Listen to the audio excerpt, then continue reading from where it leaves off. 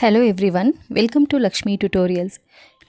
ಒಂದು ವೃತ್ತದಲ್ಲಿ ವ್ಯಾಸ ಮತ್ತು ತ್ರಿಜ್ಯದ ಅನುಪಾತ ಅಂತ ಇದೆ. ಸೊ ನಾನಿಲ್ಲಿ ಈ ಕ್ವೆಶನ್ ಪೇಪರನ್ನು ನಾನು ಇಂಗ್ಲೀಷ್ ಮೀಡಿಯಮಲ್ಲಿ ತೊಗೊಳ್ತೀನಿ. ಇಂಗ್ಲೀಷ್ ಮೀಡಿಯಮನ್ನು ತೊಗೊಂಡು ನಾನಿಲ್ಲಿ ಸಾಲ್ವ್ ಮಾಡ್ತಾ ಹೋಗ್ತೀನಿ. ಕನ್ನಡ ಮೀಡಿಯಮ್ ಕ್ವೆಶನ್ಸನ್ನು ಕೆಳಗಡೆ ಡಿಸ್ಕ್ರಿಪ್ಷನ್ ಬಾಕ್ಸಲ್ಲಿ ಲಿಂಕನ್ನು ಕೊಟ್ಟಿರ್ತೀನಿ. ಸೊ ನೀವು ಅಲ್ಲಿಂದ ಚೆಕ್ ಮಾಡ್ಕೋಬಹುದು. ಸೊ ಇವತ್ತಿನ ಫಸ್ಟ್ ಕ್ವೆಶನ್ ನೋಡೋಣ. ಫಸ್ಟ್ ಕ್ವೆಶನ್ ಏನಂತ ಕೊಟ್ಟಿದ್ದಾರೆ ಇಲ್ಲಿ, in a circle the ratio of diameter and radius is ಅಂತ ಕೊಟ್ಟಿದ್ದಾರೆ. ಸೊ ಇದು ವೆರಿ ಸಿಂಪಲ್ ಕ್ವೆಶನ್ ಅಂತಲೇ ಹೇಳ್ಬೋದು. ಒಂದು ಸರ್ಕಲನ್ನು ತಗೊಂಡಾಗ ಡಯಾಮೀಟರ್ಗೆ ಹಾಗೆ ರೇಡಿಯಸ್ಗೆ ಇರುವಂತಹ ರೇಷಿಯೋ ಕೇಳಿದ್ದಾರೆ.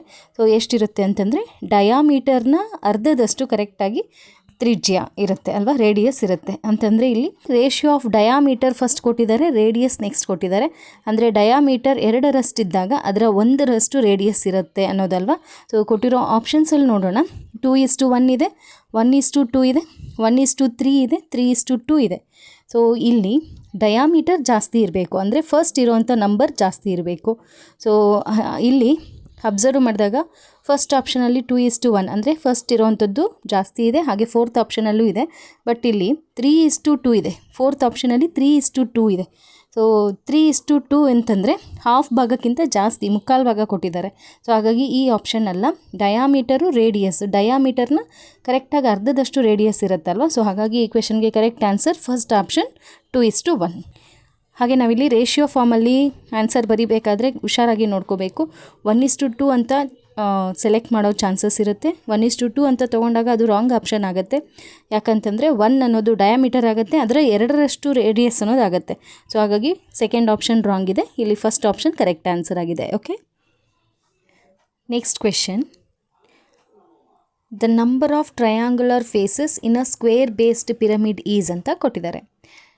ಸ್ಕ್ವೇರ್ ಬೇಸ್ಡ್ ಪಿರಮಿಡಲ್ಲಿ, ಎಂಥ ಪಿರಮಿಡ್ ಇಲ್ಲಿ ಕೊಟ್ಟಿರೋದು, ಸ್ಕ್ವೇರ್ ಬೇಸ್ಡ್ ಪಿರಮಿಡಲ್ಲಿ ಟ್ರಯಾಂಗ್ಯುಲರ್ ಫೇಸಸ್ ಎಷ್ಟಿದ್ದಾವೆ ಅನ್ನೋದು. ಸೊ ಸ್ಕ್ವೇರ್ ಬೇಸ್ಡ್ ಪಿರಮಿಡ್ ಅಂತಂದರೆ ಹೇಗಿರುತ್ತೆ, ಒಂದು ಸ್ಕ್ವೇರ್ ಇರುತ್ತೆ, ಹಾಗೆ ಒಂದು ವರ್ಟೆಕ್ಸಿಂದ ಎಲ್ಲ ಸೈಡ್ಸ್ಗೂ ಈ ಥರ ಫೇಸಸ್ಸು ಅರೇಂಜ್ ಆಗಿರುತ್ತೆ ಅಲ್ವಾ.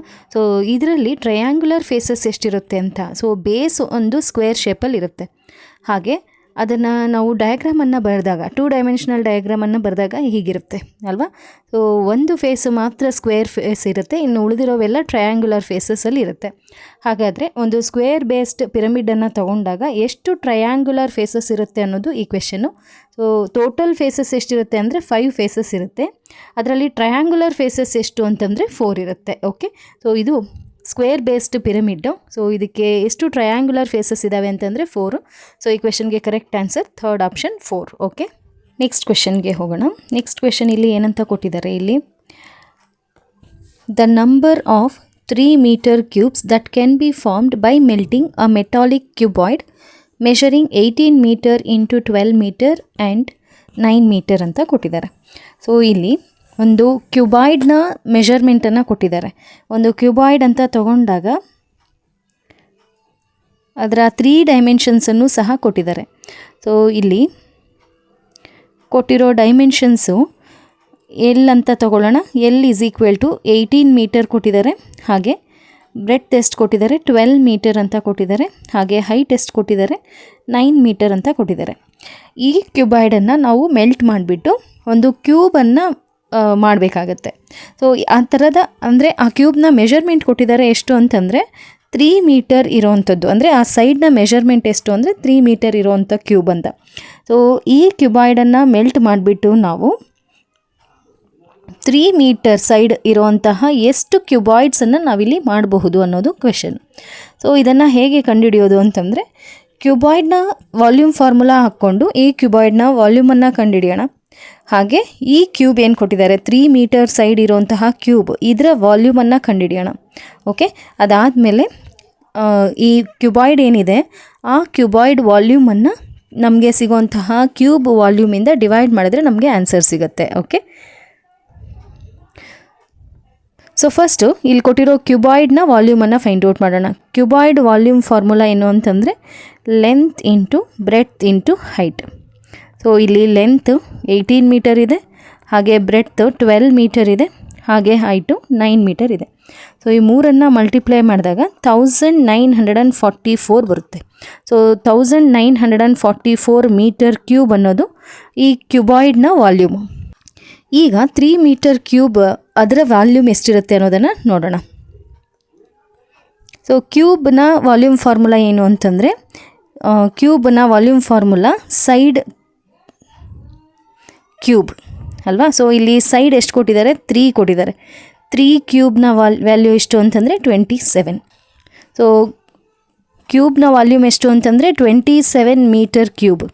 ಹಾಗೆ ಇಲ್ಲಿರೋ ಕ್ಯೂಬಾಯ್ಡ್ನ ವಾಲ್ಯೂಮ್ ಎಷ್ಟು ಅಂತಂದರೆ 1944 ಮೀಟರ್ ಕ್ಯೂಬ್. ಇದೇ ಕ್ಯೂಬಾಯ್ಡನ್ನು ನಾವು ಮೆಲ್ಟ್ ಮಾಡಿ ಕ್ಯೂಬ್ಸನ್ನು ರೆಡಿ ಮಾಡಬೇಕಾಗಿರೋದು. ಅಂತಂದರೆ ಈ ಕ್ಯೂಬಾಯ್ಡ್ನ ವಾಲ್ಯೂಮು ನಾವು ರೆಡಿ ಮಾಡಬೇಕಾಗಿರೋಂತಹ ಕ್ಯೂಬ್ನ ವಾಲ್ಯೂಮ್ಗೆ ಈಕ್ವಲ್ ಆಗಿರುತ್ತೆ ಅಂತ ಅಲ್ವಾ. ಸೊ ಈಗ ಈ ಕ್ಯೂಬಾಯ್ಡ್ನ ವಾಲ್ಯೂಮ್ ಏನಿದೆ ಅಲ್ವಾ 1944, ಇದನ್ನು ಈ ಕ್ಯೂಬ್ನ ವಾಲ್ಯೂಮಿಂದ ಡಿವೈಡ್ ಮಾಡೋಣ. ಅಂದರೆ 27ನಿಂದ ಡಿವೈಡ್ ಮಾಡಿದಾಗ ನಮಗೆ ನಂಬರ್ ಆಫ್ ಕ್ಯೂಬ್ಸ್ ಸಿಗುತ್ತೆ. ಎಷ್ಟು ಕ್ಯೂಬ್ಸನ್ನು ನಾವು ರೆಡಿ ಮಾಡಬಹುದು ಅನ್ನೋದು ಸಿಗುತ್ತೆ. ಸೊ ನಂಬರ್ ಆಫ್ ಕ್ಯೂಬ್ ಸಿಗಬೇಕಾದ್ರೆ ಇದನ್ನು ಡಿವೈಡ್ ಮಾಡೋಣ. 27 1s are 27, ಇದನ್ನು ಕ್ಯಾನ್ಸಲ್ ಮಾಡಿದಾಗ 72 ಬರುತ್ತೆ. ಅಂತಂದರೆ 72 ಕ್ಯೂಬಾಯ್ಡ್ಸನ್ನು ರೆಡಿ ಮಾಡಬಹುದು. ಸೊ ಈ ಕ್ವೆಶನ್ಗೆ correct answer option 4, 72. Okay. Next question, the formula to find the volume of frustum of a cone is ಅಂತ ಕೊಟ್ಟಿದ್ದಾರೆ. ಇದು ಡೈರೆಕ್ಟ್ ಕ್ವೆಶನು. ಫಾರ್ಮುಲಾಸನ್ನು ನೆನ್ಪಿಟ್ಕೊಂಡಿದ್ರೆ ನಾವು ಈ ಕ್ವೆಶನ್ಗೆ ಈಸಿಯಾಗಿ ಆನ್ಸರ್ ಮಾಡಬಹುದು. ಇಲ್ಲಿ ಫ್ರಸ್ಟ್ರಮ್ ಆಫ್ ಅ ಕೋನ್ ಅಂತಂದರೆ ಶಂಕುವಿನ ಭಿನ್ನಕ. ಇದರ ವಾಲ್ಯೂಮನ್ನು ಕಂಡುಹಿಡಿಯೋ ಸೂತ್ರ ಯಾವುದು ಅಂತಂದರೆ, ಇಲ್ಲಿ ಕನ್ಫ್ಯೂಷನ್ ಆಗೋ ಥರ ಕೊಟ್ಟಿದ್ದಾರೆ. ಸೊ ವಾಲ್ಯೂಮ್ ಏನು ಅಂತಂದರೆ, volume of frustum of a cone is equal to 1/3 πh of r square plus r square plus r into r ಅಂತ. ಇಲ್ಲಿ ಹೆಚ್ ಅನ್ನೋದೇನು ಅಂತಂದರೆ ಹೈಟ್ ಆಫ್ ಫ್ರಸ್ಟ್ರಮ್ ಅಂತ. ಓಕೆ, ಮೊದಲಿಗೆ ಫ್ರಸ್ಟ್ರಮ್ ಅಂತಂದರೆ ಏನು ತಿಳ್ಕೊಳ್ಳೋಣ. ಫ್ರಸ್ಟ್ರಮ್ ಅಂತಂದರೆ ಒಂದು ಶಂಕು ಅಥವಾ ಒಂದು ಕೋನನ್ನು ತಗೊಂಡಾಗ ಅದನ್ನು ಕಟ್ ಮಾಡಿದಾಗ, ಅಂದರೆ ಈ ಟಾಪ್ ಪೋರ್ಷನ್ ಇದೆಯಲ್ಲ, ಈ ಕಡೆಯಿಂದ ಕಟ್ ಮಾಡಿದಾಗ ಫಾರ್ಮ್ ಆಗುವಂತಹ ಈ ಪಾರ್ಟ್ ಏನಿದೆ ಇದನ್ನೇ ನಾವು ಫ್ರಸ್ಟ್ರಮ್ ಅಂತ ಹೇಳೋದು. ಸೊ ಹಿಂಗೆ ಕಟ್ ಮಾಡಿದಾಗ ಇಲ್ಲಿ ಉಂಟಾಗುತ್ತಲ್ಲ, ಇದನ್ನೇ ಫ್ರಸ್ಟ್ರಮ್ ಅಥವಾ ಭಿನ್ನಕ ಅಂತ ಹೇಳ್ತೀವಿ. ಸೊ ಇಲ್ಲಿ ಹೆಚ್ ಅಂತಂದರೆ ಹೈಟ್ ಆಫ್ ಫ್ರಸ್ಟ್ರಮ್. ಹಾಗೆ ಇಲ್ಲಿ ಕ್ಯಾಪಿಟಲ್ ಆರ್ ಅನ್ನೋದೇನು ಅಂತಂದರೆ it is the radius of larger circular base. ಇಲ್ಲಿ ಹಿಂಗೆ ಕಟ್ ಮಾಡಿದಾಗ 2 ಸರ್ಕ್ಯುಲರ್ ಬೇಸಸ್ ಬರುತ್ತೆ. ಇದೊಂದು ಸರ್ಕ್ಯುಲರ್ ಬೇಸ್, ಹಾಗೆ ಇಲ್ಲೊಂದು ಸರ್ಕ್ಯುಲರ್ ಬೇಸ್. ಆರ್ ಅನ್ನೋದು ಇಲ್ಲಿ ಲಾರ್ಜರ್ ಸರ್ಕ್ಯುಲರ್ ಬೇಸ್ನ ರೇಡಿಯಸ್. ಹಾಗೆ ಸ್ಮಾಲ್ ಆರ್ ಅನ್ನೋದು ಇಲ್ಲಿ ಸ್ಮಾಲರ್ ಸರ್ಕ್ಯುಲರ್ ಬೇಸ್ ಏನಿದೆ ಅದರ ರೇಡಿಯಸ್ ಆಗಿರುತ್ತೆ. ಓಕೆ, ಸೊ ಇದು ಫಾರ್ಮುಲಾ ಏನು ಅಂತಂದರೆ volume is equal to 1/3 πh r square plus r square plus r into r. Okay, ಇದು ಫಾರ್ಮುಲಾ.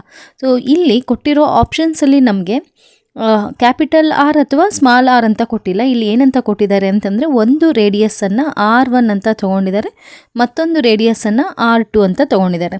ಸೊ ಈ ಫಾರ್ಮುಲಾಗೆ ಮ್ಯಾಚ್ ಆಗುವಂಥ ಫಾರ್ಮುಲಾ ಇಲ್ಲಿ ಯಾವುದಿದೆ ಅಂತ ನೋಡೋಣ. ಫಸ್ಟ್ ಆಪ್ಷನಲ್ಲಿ V is equal to πr square h ಇದೆ, ಇದೆಲ್ಲ. ಸೆಕೆಂಡ್ ಆಪ್ಷನಲ್ಲಿ 1/3 πh ಇದೆ. ಹಾಗೆ R1 ಸ್ಕ್ವೇರ್ R2 ಸ್ಕ್ವೇರ್ ಇಲ್ಲವರೆಗೂ ಸರಿ ಇದೆ. ಆದರೆ ಇಲ್ಲಿ ನೋಡಿದ್ರೆ 2R1 R2 ಅಂತ ಇದೆ. ಸೊ ಇದು ರಾಂಗ್ ಆಪ್ಷನ್. ಹಾಗೆ ಥರ್ಡ್ ಒನ್ ನೋಡಿದಾಗ V is equal to 1/3 πr1 square R2 square plus R1 R2 ಎಲ್ಲ ಕರೆಕ್ಟ್ ಇದೆ, ಬಟ್ ಇಲ್ಲಿ ಹೆಚ್ಚಿಲ್ಲ ಅಲ್ವಾ. ಸೊ ಹಾಗಾಗಿ ಇದು ರಾಂಗ್ ಆಪ್ಷನ್. ಫೋರ್ತ್ ಆಪ್ಷನ್ ನೋಡಿದಾಗ V is equal to 1/3 πh R1 square plus R2 square plus R1 R2 ಅಂತ ಇದೆ. ಸೊ ನಮಗೆ ಕರೆಕ್ಟಾಗಿ ಮ್ಯಾಚ್ ಆಗುವಂಥ ಫಾರ್ಮುಲಾ ಯಾವುದು ಅಂದರೆ ಫೋರ್ತ್ ಫಾರ್ಮುಲಾ. ಸೊ ಈ ಆಪ್ಷನ್ನು ಈ ಕ್ವೆಶನ್ಗೆ ಕರೆಕ್ಟ್ ಆನ್ಸರ್ ಆಗಿರುತ್ತೆ. ಸೊ ಈ ಥರ ಡೈರೆಕ್ಟ್ ಕ್ವೆಶನ್ಸ್ ಇದ್ದಾಗ ನಾವು ಮಿಸ್ ಮಾಡ್ಕೊಳ್ಳೇಬಾರ್ದು. ಸೊ ಇದಕ್ಕೋಸ್ಕರ ನಾವೇನು ಮಾಡಬೇಕು, ಎಲ್ಲ ಫಾರ್ಮುಲಾಸನ್ನು ಪ್ರಾಕ್ಟೀಸ್ ಮಾಡಬೇಕಾಗತ್ತೆ. ಸೊ ಎಲ್ಲ ಫಾರ್ಮುಲಾಸನ್ನು ಒಂದು ವಿಡಿಯೋದಲ್ಲಿ ಲಿಸ್ಟ್ ಔಟ್ ಮಾಡಿ ಅಪ್ಲೋಡ್ ಮಾಡ್ತೀನಿ. ಓಕೆ, ಸೊ ದಟ್ ನಿಮಗೆ ತುಂಬ ಯೂಸ್ಫುಲ್ ಆಗಿರುತ್ತೆ. Okay, next question, 2 numbers are in the ratio 2:3. Their LCM is 48. The sum of the numbers is ಅಂತ ಕೊಟ್ಟಿದ್ದಾರೆ. 2 ನಂಬರ್ಸ್ನ ರೇಷಿಯೋ ಕೊಟ್ಟಿದ್ದಾರೆ, ಎಷ್ಟು ಅಂದರೆ 2:3. ಹಾಗೆ ಅವುಗಳ LCM ಕೊಟ್ಟಿದ್ದಾರೆ, ಎಷ್ಟು ಅಂತ 48 ಅಂತ ಕೊಟ್ಟಿದ್ದಾರೆ. ನಾವು ಇಲ್ಲಿ ಫೈಂಡ್ ಔಟ್ ಮಾಡಬೇಕಾಗಿರೋದು ಸಮ್ ಆಫ್ ದಿ ನಂಬರ್ಸ್. ಆ 2 ನಂಬರ್ಸ್ನ ಸಮ್ ಎಷ್ಟು ಅನ್ನೋದನ್ನು ಫೈಂಡ್ ಔಟ್ ಮಾಡಬೇಕು. ಸೊ ಇದನ್ನು ಹೇಗೆ ಸಾಲ್ವ್ ಮಾಡೋದು ಅಂತಂದರೆ, ಇಲ್ಲಿ ರೇಷಿಯೋ 2:3 ಅಂತ ಕೊಟ್ಟಿರೋದ್ರಿಂದ ಆ ನಂಬರ್ಸನ್ನು ನಾವು 2x ಹಾಗೆ 3x ಅಂತ ತಗೊಳ್ಳೋಣ. ಹಾಗೆ ಎಲ್ ಸಿ ಎಮ್ ಕೊಟ್ಟಿದ್ದಾರೆ. ಎಲ್ ಸಿ ಎಮ್ ಎಷ್ಟು ಅಂತ ಕೊಟ್ಟಿದ್ದಾರೆ? ಎಲ್ ಸಿ ಎಮ್ 48 ಅಂತ ಕೊಟ್ಟಿದ್ದಾರೆ. ಸೊ ಈಗ ನಾವೇನು ಮಾಡೋಣ ಅಂತಂದರೆ ಎಲ್ ಸಿ ಎಮ್ಮನ್ನು 6x ಅಂತ ತೊಗೊಳ್ಳೋಣ. Let L C M is equal to 6x. ಯಾಕೆ 6x ಅಂತಂದರೆ ಇಲ್ಲಿ 2 ಆ್ಯಂಡ್ 3ನ ಎಲ್ ಸಿ ಎಮ್ ಎಷ್ಟಾಗಿರುತ್ತೆ ಅಂತಂದರೆ 2 ಆ್ಯಂಡ್ 3ನ ಎಲ್ ಸಿ ಎಮ್ಮು 6 ಆಗಿರುತ್ತೆ. ಹಾಗಾಗಿ 2x ಹಾಗೆ 3xನ ಎಲ್ ಸಿ ಎಮ್ಮನ್ನು ನಾವು 6x ಅಂತ ತೊಗೊಂಡಿದ್ದೀವಿ. ಓಕೆ, ಸೊ ಇಲ್ಲಿ ಎಲ್ ಸಿ ಎಮ್ನ ವ್ಯಾಲ್ಯೂ ಕೊಟ್ಟಿದ್ದಾರೆ ಎಷ್ಟು ಅಂತ 48 ಅಂತ. ಹಾಗಾಗಿ ನಾವು ಇಲ್ಲಿ ಏನಂತ ತೊಗೋಬಹುದು? 6x ಇಸ್ ಈಕ್ವಲ್ ಟು 48 ಅಂತ ತೊಗೋಬಹುದಲ್ವ. ಯಾಕೆ 6x ಇಸ್ ಈಕ್ವಲ್ ಟು 48 ಅಂದರೆ ನಾವು ಎಲ್ ಸಿ ಎಮ್ಮನ್ನು 6x ಅಂತ ತೊಗೊಂಡಿದ್ವಿ. ಹಾಗೆ ಕ್ವೆಶನಲ್ಲಿ ಎಲ್ ಸಿ ಎಮ್ ವ್ಯಾಲ್ಯೂ 48 ಅಂತ ಕೊಟ್ಟಿರೋದ್ರಿಂದ 6x ಇಸ್ ಈಕ್ವಲ್ ಟು 48 ಅಂತ ನಾವು ಇಲ್ಲಿ ತೊಗೊಂಡಿದ್ದೀವಿ. ಆಗ ಎಕ್ಸ್ ವ್ಯಾಲ್ಯೂ ಎಷ್ಟಾಗುತ್ತೆ? 48/6 ಆಗುತ್ತೆ. ಸೊ ಇಲ್ಲಿ ಕ್ಯಾನ್ಸಲ್ ಮಾಡಿದಾಗ ಎಷ್ಟು ಬರುತ್ತೆ ಅಂದರೆ 8 ಬರುತ್ತೆ. ಆಗ ಎಕ್ಸ್ನ ವ್ಯಾಲ್ಯೂ ಎಷ್ಟಾಗುತ್ತೆ ಅಂದರೆ 8 ಆಗುತ್ತೆ. X value is equal to 8. ನಾವು ನಂಬರ್ಸನ್ನು 2x ಹಾಗೆ 3x ಅಂತ ತೊಗೊಂಡಿದ್ದೀವಿ. 2x ಅಂತಂದರೆ 2 ಇಂಟು 8, 2 ಇಂಟು 8 ಅಂತಂದರೆ 16. ಹಾಗೆ ಇನ್ನೊಂದು ನಂಬರನ್ನು 3x ಅಂತ ತೊಗೊಂಡಿದ್ದೀವಿ. 3 ಇಂಟು 8, 3 ಇಂಟು 8 ಅಂತಂದರೆ 24. ಸೊ ನಮಗೆ ಬೇಕಾಗಿರುವಂಥದ್ದು ಇವೆರಡರ ಸಮ್ ಎಷ್ಟು ಅಂತ ಬೇಕು. ಸೊ ಸಮ್ ಎಷ್ಟಾಗುತ್ತೆ ಇಲ್ಲಿ ಅಂತಂದರೆ 40 ಆಗುತ್ತೆ. ಸೊ ಈ ಕ್ವೆಶನ್ಗೆ correct answer third option 40. Okay, next question. If the product of prime factors of 120 is expressed as 120 is equal to 2 to the power of x into 3 to the power of y into 5 to the power of z, then y plus z is ಅಂತ ಕೊಟ್ಟಿದ್ದಾರೆ. So ಇಲ್ಲಿ 120ನ prime ಫ್ಯಾಕ್ಟರ್ಸನ್ನು ಈ ಥರ express ಮಾಡಬಹುದು. ಹಾಗಾದರೆ y plus ಝೆಡ್ನ value ಎಷ್ಟು ಅಂತ ಇಲ್ಲಿ ಕೊಟ್ಟಿರೋದು. ಸೊ ಫಸ್ಟ್ ನಾವಿಲ್ಲಿ ಎಕ್ಸ್ ವೈ ಝೆಡ್ ವ್ಯಾಲ್ಯೂಸನ್ನು ಫೈಂಡ್ ಔಟ್ ಮಾಡಬೇಕು. So x y z values ಬೇಕಾದರೆ ನಾವೇನು ಮಾಡಬೇಕು? 120ನ ಫ್ಯಾಕ್ಟರೈಸ್ ಮಾಡಬೇಕು. ಸೊ ಇಲ್ಲಿ ಫ್ಯಾಕ್ಟರೈಸ್ ಮಾಡ್ತಾ ಹೋಗೋಣ. 2 6 ಆರ್ 12. ಸೊ 0 ಹಾಗೆ ಬರ್ಕೊಳ್ಳೋಣ. 2 30s R 60. Again 2 15s R 30. ಇಲ್ಲಿ 3 5s ಆರ್ 15 ಅಂತ ಬರ್ಕೋಬಹುದು. ಈಗ ಕ್ವೆಶನಲ್ಲಿ ಏನಂತ ಕೊಟ್ಟಿದ್ದಾರೆ? 120ನ 120 is equal to 2 to the power of x into 3 to the power of y into 5 to the power of z ಅಂತ ಕೊಟ್ಟಿದ್ದಾರೆ. ಇಲ್ಲಿ ಅಬ್ಸರ್ವ್ ಮಾಡಿದಾಗ 2 to the power of 3, 2 3 times ಇದೆ, into 3 to the power of 1 into 5 to the power of 1. 3 ಒಂದು ಸಲ ಇದೆ, ಹಾಗೆ 5 ಒಂದು ಸಲ ಇದೆ. ಅಂದರೆ ಇಲ್ಲಿ ಎಕ್ಸ್ನ ವ್ಯಾಲ್ಯೂ ಎಷ್ಟು ಅಂತಂದರೆ 3. ಎಕ್ಸ್ ಇರೋ ಪ್ಲೇಸಲ್ಲಿ ಎಷ್ಟಿದೆ ಇಲ್ಲಿ ಅಂದರೆ 3 ಇದೆ. ಸೊ ಹಾಗಾಗಿ ಎಕ್ಸ್ ವ್ಯಾಲ್ಯೂ 3. ವೈ ಇರೋವಂಥ ಪ್ಲೇಸಲ್ಲಿ ಎಷ್ಟಿದೆ ಅಂದರೆ 1 ಇದೆ. ಹಾಗಾಗಿ ವೈನ ವ್ಯಾಲ್ಯೂ 1. ಝೆಡ್ ಇರೋ ಪ್ಲೇಸಲ್ಲಿ 1 ಇದೆ. ಹಾಗಾಗಿ ಝೆಡ್ನ ವ್ಯಾಲ್ಯೂ 1. ನಮಗಿಲ್ಲಿ ಬೇಕಾಗಿರೋದು y plus z. Y plus z ಅಂತಂದರೆ 1 + 1. So 2 is the answer for this question. So 2 ಎಲ್ಲಿದೆ ಅಂತಂದರೆ ಕೊಟ್ಟಿರೋ ಆಪ್ಷನ್ಸಲ್ಲಿ ಸೆಕೆಂಡ್ ಆಪ್ಷನಲ್ಲಿದೆ. ಸೊ ಸೆಕೆಂಡ್ ಆಪ್ಷನ್ನು ಈ ಕ್ವೆಶನ್ಗೆ correct answer. Okay, next question. ಇಲ್ಲಿ the P/Q form of 0.3666 and so on ಅಂತ ಇದೆ. ಅಂದರೆ ಇಲ್ಲಿ 6 ಅನ್ನೋದೇನು ರಿಪೀಟ್ ಆಗ್ತಿದೆ. ಈ ಡೆಸಿಮಲ್ ಎಕ್ಸ್ಪ್ಯಾನ್ಷನನ್ನು ಫಸ್ಟ್ ಅಬ್ಸರ್ವ್ ಮಾಡೋಣ. ಇದು ಯಾವ ಥರದ ಡೆಸಿಮಲ್ ಎಕ್ಸ್ಪ್ಯಾನ್ಷನ್ ಅಂತಂದರೆ ನಾನ್ ಟರ್ಮಿನೇಟಿಂಗ್. ಹಾಗೆ ಇಲ್ಲಿ ಒಂದು ಡಿಜಿಟ್ ರಿಪೀಟ್ ಆಗ್ತಿದೆ, ಅಥವಾ 1 ಆಗಿರಬಹುದು, 2 ಆಗಿರಬಹುದು, 3 ಡಿಜಿಟ್ಸ್ ಆಗಿರಬಹುದು, ರಿಪೀಟ್ ಆಗ್ತಿದೆ ಅಂತಂದರೆ ಅದನ್ನು ರಿಕರಿಂಗ್ ಅಂತ ಹೇಳ್ತೀವಿ. ಸೊ ಇಲ್ಲಿರುವಂಥ ಡೆಸಿಮಲ್ ಎಕ್ಸ್ಪ್ಯಾನ್ಷನ್ ಯಾವ ಥರದ್ದು ಅಂತಂದರೆ ನಾನ್ ಟರ್ಮಿನೇಟಿಂಗ್ ರಿಕರಿಂಗ್ ಅಂತ.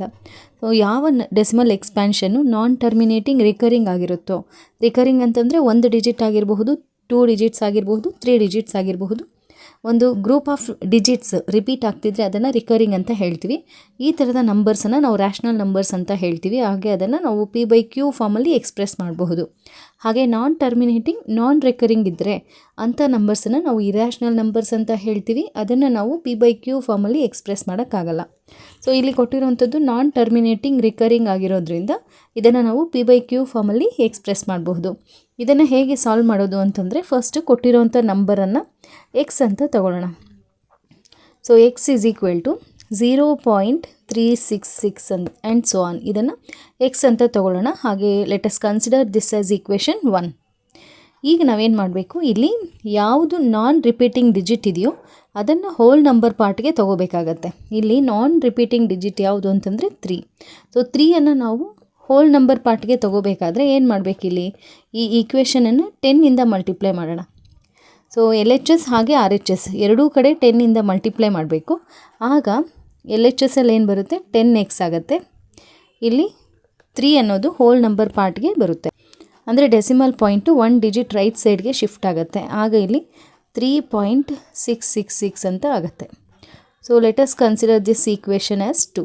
ಈಗ ಎಷ್ಟು ಡಿಜಿಟ್ಸ್ ರಿಪೀಟ್ ಆಗ್ತಿದೆಯೋ ಅದ್ರ ಮೇಲೆ ಡಿಪೆಂಡ್ ಆಗಿ ನಾವಿಲ್ಲಿ ಈಕ್ವೇಷನನ್ನು 10ಇಂದ 100ಇಂದ 1000ಇಂದ ಮಲ್ಟಿಪ್ಲೈ ಮಾಡಬೇಕಾಗತ್ತೆ.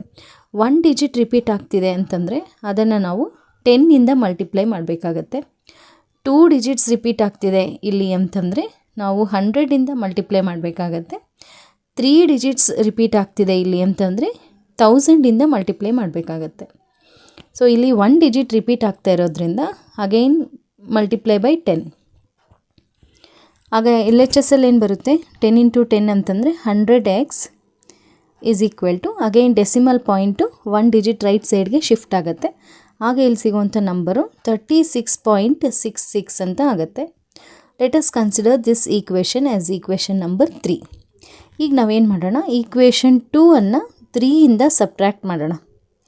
ಸೊ ಈಕ್ವೇಷನ್ 2 ಅನ್ನು 3ಇಂದ ಸಬ್ಟ್ರ್ಯಾಕ್ಟ್ ಮಾಡಿದಾಗ ಅಂದರೆ ಎಲ್ ಎಚ್ ಎಸ್ ಅಲ್ಲಿ ಏನು ಬರುತ್ತೆ, 100 - 10 100x - 10x 100x - 10x ಅಂತಂದರೆ 90x ಬರುತ್ತೆ. ಹಾಗೆ ಆರ್ ಎಚ್ ಎಸ್ ಅಲ್ಲಿ 36.66ಇಂದ 3.66 ನಾವು ಸಬ್ಟ್ರ್ಯಾಕ್ಟ್ ಮಾಡಬೇಕಾಗತ್ತೆ.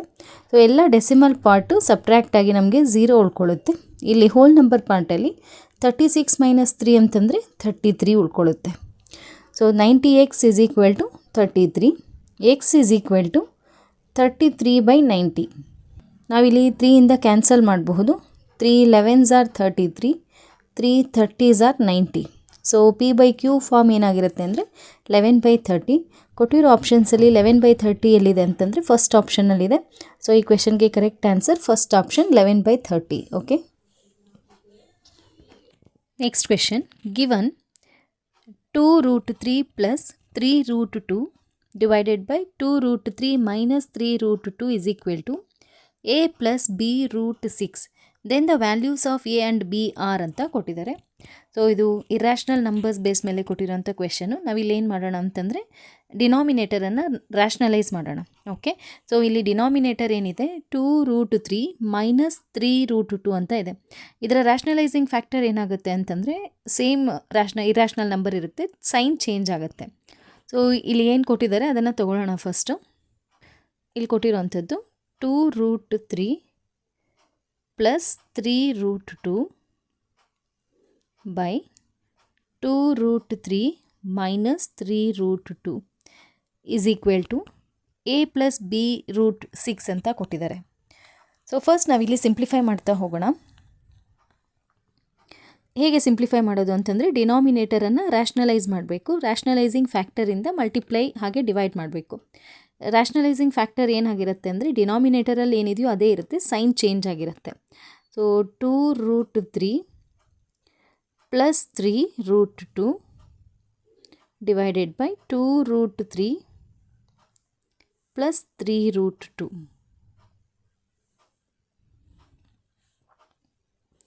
ಈಗ ನ್ಯೂಮರೇಟರಲ್ಲಿ 2√3 + 3√2 2√3 + 3√2 ಎರಡು ಸೇಮ್ ಇದೆ. ಅಂದರೆ ಇದನ್ನು ನಾವು a + b ಹಾಗೆ a + b ಫಾರ್ಮಲ್ಲಿ ಬರ್ಕೋಬೋದಲ್ಲ. ಅಂತಂದರೆ ಇಲ್ಲಿ a + b ಎರಡು ಸಲ ಇರೋದ್ರಿಂದ a + b ಹೋಲ್ ಸ್ಕ್ವೇರ್ ಅಂತ ಬರ್ಕೋಬಹುದು. ಸೊ ಹಾಗಾಗಿ ನಾವಿಲ್ಲಿ ಏನಂತ ಬರಿಬಹುದು, 2√3 + 3√2 ಹೋಲ್ ಸ್ಕ್ವೇರ್ ಅಂತ ಬರಿಬಹುದು. ಅಂದರೆ ಈಗ a + b ಹೋಲ್ ಸ್ಕ್ವೇರ್ ಫಾರ್ಮಲ್ಲಿ ಆಯಿತು. ಹಾಗೆ ಡಿನಾಮಿನೇಟರಲ್ಲಿ a - b a + b ಇದೆ. a - b a + b formula ಏನು ಅಂತಂದರೆ a² - b². ಹಾಗೆ ಇಲ್ಲಿ a ಪ್ಲೇಸಲ್ಲಿ 2√3 ಇದೆ. ಸೊ a² ಅಂತಂದರೆ 2√3 ಹೋಲ್ ಸ್ಕ್ವೇರ್ ಮೈನಸ್ b² ಅಂದರೆ 3√2 ಹೋಲ್ ಸ್ಕ್ವೇರ್ ಆಗುತ್ತೆ. ಈಗ ನಾವಿಲ್ಲಿ ಸಿಂಪ್ಲಿಫೈ ಮಾಡ್ತಾ ಹೋಗೋಣ. a + b ಹೋಲ್ ಸ್ಕ್ವೇರ್ ಫಾರ್ಮಲ್ಲಿ ಇದೆ ಅಲ್ವಾ. ಸೊ ಅದನ್ನು a + b whole square formula ಹಾಕ್ಕೊಂಡು ಇಲ್ಲಿ ಸಿಂಪ್ಲಿಫೈ ಮಾಡೋಣ. a + b whole square formula ಏನು ಹೇಳುತ್ತೆ, a² ಅಂತಂದರೆ 2√3 ಹೋಲ್ ಸ್ಕ್ವೇರ್ ಪ್ಲಸ್ 2ab 2 ಇಲ್ಲಿ a ಪ್ಲೇಸಲ್ಲಿ 2√3 ಇದೆ, b ಪ್ಲೇಸಲ್ಲಿ 3√2 ಇದೆ, plus B square. So B square ಅಂತಂದರೆ 3√2 ಹೋಲ್ ಸ್ಕ್ವೇರ್ ಬೈ ಇಲ್ಲಿ 2 ಸ್ಕ್ವೇರ್ ಅಂತಂದರೆ 4, ಹಾಗೆ 3 ಸ್ಕ್ವೇರ್ ರೂಟ್ ಇದೆ, ಸ್ಕ್ವೇರ್ ರೂಟ್ ಸ್ಕ್ವೇರ್ ಕ್ಯಾನ್ಸಲ್ ಆಗಿ ನಮಗೆ 3 ಉಳ್ಕೊಳ್ಳುತ್ತೆ, ಮೈನಸ್ 3 ಸ್ಕ್ವೇರ್ ಅಂತಂದರೆ 9, ರೂಟ್ ಕ್ಯಾನ್ಸಲ್ ಆಗಿ ಇಲ್ಲಿ 9 × 2 ಅಂತ ಉಳ್ಕೊಳ್ಳುತ್ತೆ. ಈಗ ಇಲ್ಲಿ 2 ಸ್ಕ್ವೇರ್ ಅಂತಂದರೆ 4 × 3 plus 2 2s are 4, 4 3s are 12, 12 root under root ನಮಗಿಲ್ಲಿ 3 ಇದೆ, 2 ಇದೆ, ಮಲ್ಟಿಪ್ಲೈ ಮಾಡಿದಾಗ 6 ಬರುತ್ತೆ, ಪ್ಲಸ್ 3 ಸ್ಕ್ವೇರ್ ಇದೆ ಅಂದರೆ 9 × 2 ಆಗುತ್ತೆ, ಇಲ್ಲಿ ರೂಟ್ ಕ್ಯಾನ್ಸಲ್ ಆಗಿ. ಅಗೇನ್ ಇಲ್ಲಿ 4 × 3 ಅಂದರೆ 4 3s are 12 minus 9 2s are 18. So ಇಲ್ಲಿ 4 × 3 ಇದೆ 12 ಆಗುತ್ತೆ, ಇಲ್ಲಿ 9 × 2 ಇದೆ 18 ಇದೆ. 12 + 18 ಅಂತಂದರೆ ಇಲ್ಲಿ 30 ಬರುತ್ತೆ. ಸೊ ಆ 13 ನಾನು ಡೈರೆಕ್ಟ್ ಇಲ್ಲಿ ಬರ್ಕೊಳ್ತಾ ಇದ್ದೀನಿ. 30 + 12√6 ಡಿವೈಡೆಡ್ ಬೈ 12 ಮೈನಸ್ 18 ಅಂತಂದರೆ ಇಲ್ಲಿ -6 ಉಳ್ಕೊಳ್ಳುತ್ತೆ. ಈಗ ನ್ಯೂಮರೇಟರಲ್ಲಿ 6ಅನ್ನು ಕಾಮನ್ ಫ್ಯಾಕ್ಟರ್ ತೊಗೊಂಡಾಗ 6 5s are 30 plus 6 2s are 12√6. Again ಇಲ್ಲಿ ಡಿನಾಮಿನೇಟರಲ್ಲಿ -6 ಉಳ್ಕೊಳ್ಳುತ್ತೆ. 6 ಹಾಗೆ 6 ಕ್ಯಾನ್ಸಲ್ ಆಗಿ ನಮಗೆ ಮೈನಸನ್ನು ನ್ಯೂಮರೇಟರ್ಗೆ ತೊಗೊಂಡಾಗ -5 + 2√6 ಉಳ್ಕೊಳ್ಳುತ್ತೆ. ಹಾಗೆ ಡಿನಾಮಿನೇಟರಲ್ಲಿ 1 ಉಳ್ಕೊಳ್ಳುತ್ತೆ. ಈಗ ಮೈನಸ್ಸಿಂದ ನಾವು ಗುಣಿಸಿದಾಗ, ಈಗ ಮೈನಸ್ಸಿಂದ ಮಲ್ಟಿಪ್ಲೈ ಮಾಡಿದಾಗ ನಮಗಿಲ್ಲಿ -5 ಮೈನಸ್ ಇಂಟು ಪ್ಲಸ್ -2√6 ಉಳ್ಕೊಳ್ಳುತ್ತೆ. ಅಂದರೆ ನಮಗೆ ಇಲ್ಲಿ ಈಕ್ವೇಷನಲ್ಲಿ ಏನಂತ ಕೊಟ್ಟಿದ್ದಾರೆ, a + b√6 = ಅಂತ ಕೊಟ್ಟಿದ್ದಾರೆ. ಸೊ a + b√6 ಅಂತ. ಸೊ ಈ ಫಾರ್ಮಲ್ಲಿ ನಮಗಿಲ್ಲಿ ಸಿಂಪ್ಲಿಫೈ ಮಾಡಿದಾಗ ಸಿಕ್ಕಿರೋವಂಥದ್ದು. ಇಲ್ಲಿ a ಪ್ಲೇಸಲ್ಲಿ ಏನಿದೆ, a ಪ್ಲೇಸಲ್ಲಿ -5 ಇದೆ, ಹಾಗೆ b ಪ್ಲೇಸಲ್ಲಿ ಏನಿದೆ -2 ಇದೆ. ಅಂದರೆ ಎನ ವ್ಯಾಲ್ಯೂ -5, ಬಿನ ವ್ಯಾಲ್ಯೂ -2. ಕೊಟ್ಟಿರೋ ಆಪ್ಷನ್ಸಲ್ಲಿ -5 -2 ಎಲ್ಲಿದೆ ಅಂತ ನೋಡೋಣ. ಸೆಕೆಂಡ್ ಆಪ್ಷನಲ್ಲಿದೆ -5 -2 ಇದೆ. ಸೊ ಈ ಕ್ವೆಶನ್ಗೆ correct answer second option, -5 and -2. Okay.